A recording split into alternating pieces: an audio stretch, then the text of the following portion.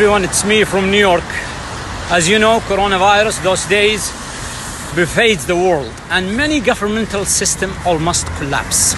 I share this video with all people across the globe, and I'm sure it will redefine our comprehension about what does human rights mean. And here, United Nations, where many independent experts, special rapporteurs highlights the human rights violations and naming the countries that violated the human rights. Amid this pandemic, let's go over the humanitarian work and see how countries responded to their nation's need.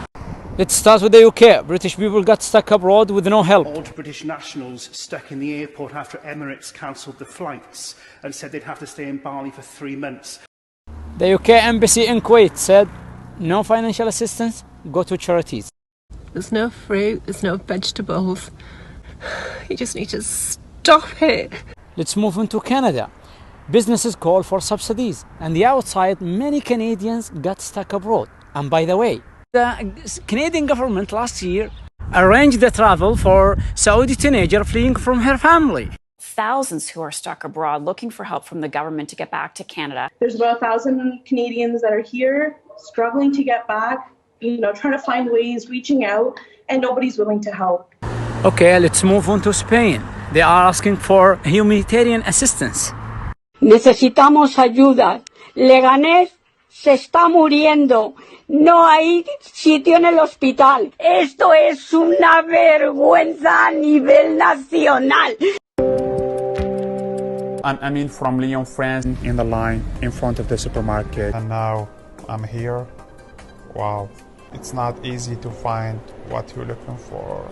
In the US, let's start with Sanders' tweet about human rights. This system, the system of capitalism where profit matters more than people, is so damn sick. And the coronavirus is showing us all its symptoms. We need where everyone is guaranteed free, high-quality healthcare. Many businesses are closed, so the working class people lost their jobs. Gloves and masks in the United States are sold out, and Tennessee tells doctors to use diapers and goggles as a protection. Last year, 36 countries issued joint statement about Saudi Arabia, and they expressed their concerns about human rights, and some of these countries are that I mentioned above. In contrast, let's take a look inside Saudi Arabia and see how they responded to this pandemic.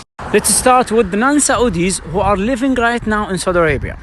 I'm actually advising Americans that are in the kingdom that I would strongly consider sheltering in place. Food supply is good, emergency services are sound. En Arabie Saoudite, hôpitaux publics, hôpitaux privés, tous accueillent, soignent les malades du coronavirus. Masks and gloves distributed for free in the street. All Saudis outside the kingdom hosted, isolated in comfort. See what our Saudi government provide us with 5 stars hotel full board free of charge. 코로나 때문에 힘들었지만 그렇지만 사우디아라비아 대사 직원들 아주 감사드립니다. I am Saudi. I got stuck in Moscow and my government provided accommodation at 5-star hotel with 3 full meals. I'm Saudi. I get stuck in New York. My government for providing me free food and 5-star hotel. If you look at healthcare, if you look at life expectancy, we're looking at human rights. That's all human rights. The government will cover 60% of the private sector salaries. On top of that, Saudi Arabia granted free treatment for patients who got sick from coronavirus, whether are Saudis or non-Saudis. If I get sick here in New York, they will ask me about health insurance. This pandemic shows us the real value of the citizen to its government. Thing you hear about Saudi Arabia, it's based on false allegations and sensationalism, which serves the politician or press agenda or interests. To conclude, what Saudi Arabia did, it's not a human rights. It's something more far away from our comprehensions, something called fatherhood, which is mutual respect, love and care between the government and its people. And this should be taught next year here as a role model in the United Nations. Thank you.